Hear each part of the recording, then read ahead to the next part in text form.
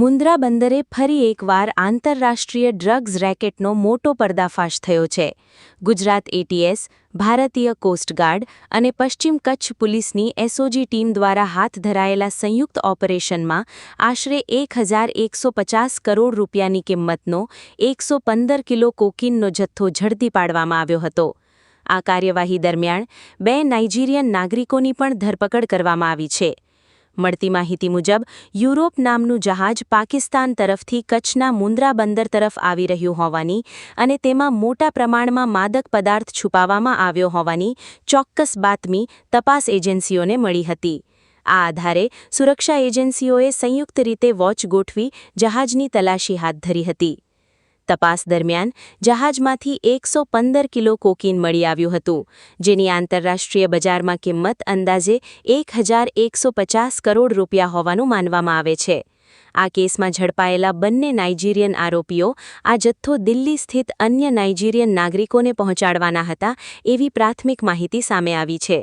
પોલીસે આ સમગ્ર ડ્રગ્સ નેટવર્કના કનેક્શન સુધી પહોંચવા વધુ તપાસ શરૂ કરી છે. રાજ્યના પોલીસ વડા KLN રાવ તેમજ ગુજરાતના ગૃહ રાજ્યમંત્રી હર્ષ સંઘવી દ્વારા આપવામાં આવેલી માહિતી અનુસાર આ જથ્થો મૂળ લાઇબેરિયાથી મોકલાયો હોવાનું સામે આવ્યું છે. જો કે યુરોપ નામનું જહાજ પાકિસ્તાનના કાસિમ બંદરેથી પસાર થયું હોવાથી ત્યાંથી જ કોકીન લોડ કરવામાં આવ્યું હોવાની આશંકા પણ વ્યક્ત કરવામાં આવી રહી છે.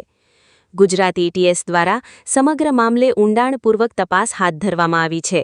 છેલ્લા કેટલાક સમયથી કચ્છના દરિયાકાંઠે વારંવાર ચરસ અને અન્ય માદક પદાર્થોના પેકેટો મળી આવતા રહ્યા છે.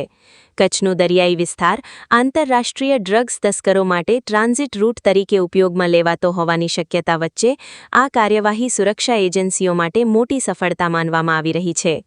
સ્ટ્રીટ વેલ્યુ જે કોકેનનું છે 1 કિલોનો 10 કરોડ રૂપિયા જેટલું છે અને બોટ બ્રાઝિલથી થઈને લેટિન અમેરિકાથી થઈ, મેક્સિકો થઈ, US થઈ અને છેલ્લે કરાચી થઈને મુન્દ્રા તરફ આઉટર એન્કરેજમાં રહેવાની છે અને એમાં એક કોકેનનો મોટો જથ્થો આવવાનો છે.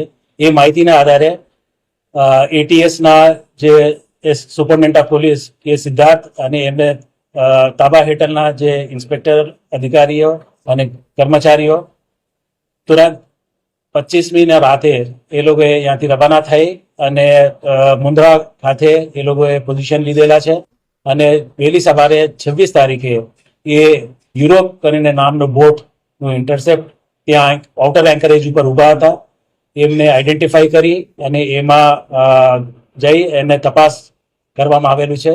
એમાં ઇન્ડિયન કોસ્ટગાર્ડના અધિકારીઓ કર્મચારીઓ ને સંયુક્ત ઓપરેશન થયેલું છે અને એમાં જે 2 સંદિગ્ધ ઇસમો છે જેમનું નામ નિગિન્ટે નસરો જુમાને તથા જુમા નસીર ઉમર, એ 2 વ્યક્તિઓ જે નાઇજીરિયન ટાન્ઝેનિયાના છે, એ લોકોએ આ બોટમાં એ માલ લાવવાના હતા અને એની ડિલિવરી જે દિલ્હીમાં રહેતા 2 ઇસમો, એમના નામ કેલ્વિન ચુકુવામા અને બાયરુંગે જેમ્સ, એ ટાન્ઝેનિયા અને યુગાન્ડાના નેશનલ છે, એ લોકોને ડિલિવરી કરવાના હતા.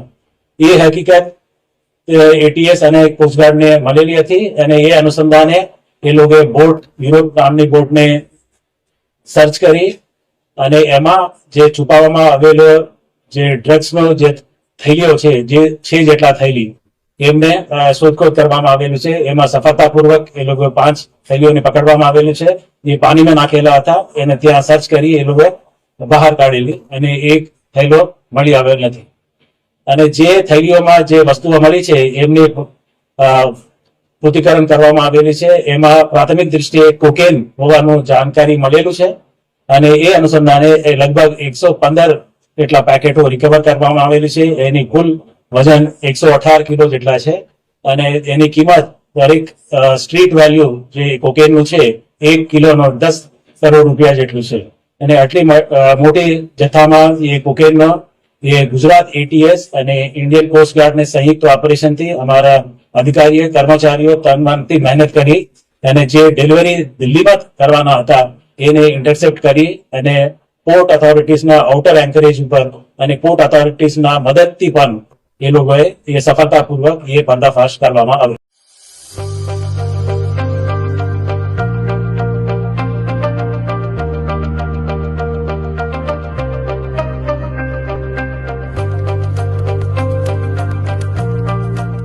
रफ्तार का जुनून, स्टाइल का तूफान। आपकी मनपसंद टीवीएस बाइक अब मुंद्रा कच्छ में युवा टीवीएस शोरूम पर। शानदार ऑफर्स और आसान फाइनेंस का मौका न चूकें। अभी कॉल करें 9998812998 या 9724518848।